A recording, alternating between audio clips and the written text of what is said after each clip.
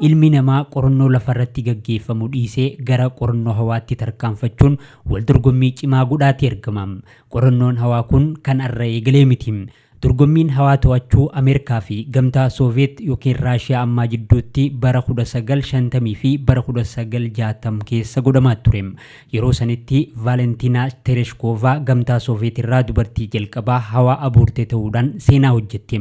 Ameerikaanis bara pirezidaantii John F. Kennedy sagantaa Apollo jaamuun abuurtota akka Neil Armstrong fi Buzz Aldrin ji'arra qubachiisuudhaan seenaa hojjette. Gaafa sanitti Armstrong yeroo tarkaanfii isaa jalqabaa ji'arra kaayu. Tarkaanfiin kun nama tokkoof tarkaanfii xiqqaadha. Dhala namaatiif garuu utaalchoo guddaadha jedhee ture. Dhugumatti bakka qilleensi keessa hin jirre vaakuum keessa deemanii ji'arra qubachuun dandeettii addaa nama gaafata. Ilmi namaa ji'arra qubachuun dura yaaliiwwan hedduu taasifamaa ture keessaa tokko seenaa gaddisiisaa laayikaa saree gara hawaatti ergamtee karaa ittiin gara lafaatti deebitu dhabdee haftee laallata. Taateen dhiyootana miidiyaa hawaasaa irratti bifa haaraan qoodamaa ture akka haaraatti xiyyeeffannoo olaanaa argatee seenaa saree kanaatiin wal qabata. Sareen biyya Raashiyaa tun tattaaffii ilmi namaa beekumsa hawaa bal'ifachuudhaaf taasisu keessatti bineensota aarsaa ta'an hedduu keessaa isii takka turte. Sareen xiqqoon tun bineensota jalqabaa gara hawaatti ergaman keessaa tokko ta'uunis beekamtii addaa kan isii gonfachiise ta'us yeroo kophaa isii xiyyaara hawaa Sputnik 2 keessa fe'amtee gara hawaa furguggeeffamtu kabajni kun isiidhaaf hamileen taane. Sareen tun daandiiwwan magaalaa Mooskoo gubbaarraa kan argamte hoggaaniif ta'u umriin isii waggaa 3 akka ta'e tilmaamama. Amalli isii tasgabbaa fi garraamummaan isii saayintistoonni yaalii isaaniitiif akka qaadhimatan taasise. Sadaasa 3 bara 1957 qophii torbaanotaaf taasifamaa turee fi sanduuqoota xixiqqoo keessatti hojiin isii madaksuu erga xumurame booda gara hawaa orbiitii irraa gaxaanu kan dhiyooteetti ergamte. Yeroo sanitti dhiibbaa imalli hawaa lubbu qabeeyyii irratti qabu ilaalchisee hubannoon jiru gaxaanaa waan tureef qorattoonni imala bineensotaa akka tarkaanfii bu'uuraa ilma namaatti ilaalaa turan. Kaayyoon yaalii kanaatis lubbu qabeeyyiin dhiibbaa cimaa yeroo furguggeeffamuun uumamu dandamachuun akkaataa itti danda'amu agarsiisuudha ture. Ragaaleen fayyaa laayikaa of eeggannoodhaan hordofamaa turan. Haa ta'u malee ragaaleen imala isiirraa argaman mallattoo dhiphinaa fi jeequmsa cimaa kan agarsiisan turan.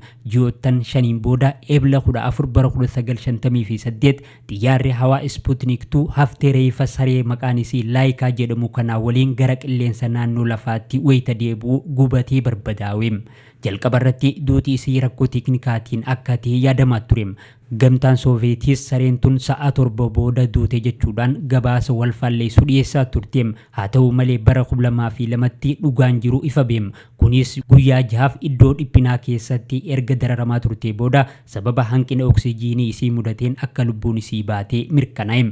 Seenaan laayikaa dhiyeenya kana fuula miidiyaa hawaasaa Fantastic Things in the World jaamu irratti irra deebi'amee qoodamaa ture. Namni fuula kana qopheessu suuraa siidaa laayikaa maxxansuudhaan akkana jeem. Wagga waggaan seenaa kana himuufiin dirqamam. Wanti nuti ilmi namaa laayikaa irratti raawwanne yeroo dubbisnu hundi keenya gaddi guddaan nutti dhaga'amuu qabam. Guddinni ilmaan namaa yeroo baay'ee aarsaa bineensotaa fedhii olaantummaa keenyaa waliin walitti dhufeenya humaatu hin qabneen kan dhufedham. Daandii biraa filachuudhaaf dirqama qabna turreem. Dhiifama laayikaa ilmaan namaa siganneera jechuudhaan barreessem. Dhiyeenyatti immoo xiyyaarri hawaa naasaa Orient jedhamtu kan miseensota nama 4 Red Wisman, Victor Glover, Christina Kochi fi Jeremy Hansen kan biyya Kaanadaa qabatee Ebla 10 bara 2026 galgala keessaa naannoo sa'a 5 fi daqiiqaa 7tti garba Pacific keessa qubateem. Qorattoonni kun guyyoota 10f hawaa keessa kan turan hoggaa ta'u fageenya maayilii 252 fi 756 lafarraa fagaachuudhaan seenaa haaraa galmeessanii jiran. Hoogganaan naasaa Jared Isaacman Artemis II dandeettii gootummaa fi kutannoo guddaa agarsiisem. Kunis gara fuulduraatti ji'arratti buufata ijaaruu fi gara Maarsitti imaluudhaaf karaa kan saaquudha jechuudhaan ibsem. Qorattoonni kunneen imala isaanii keessatti fageenya maayilii 694 fi 480 takka kan imalan hoggaa ta'u suuraalee ji'aa fi sochiiwwan hawaa 7,000 ol ta'an waraabanii jiran. Qorannoon kun namni ji'arra yeroo dheeraadhaaf akka turuuf akkasuma gara fuulduraatti pilaaneetii Maarsitti imaluudhaaf bu'uura cimaa ta'uun himamaa jira. Kathy Moonjoy. Superlative thumbs up. We just went sci-fi.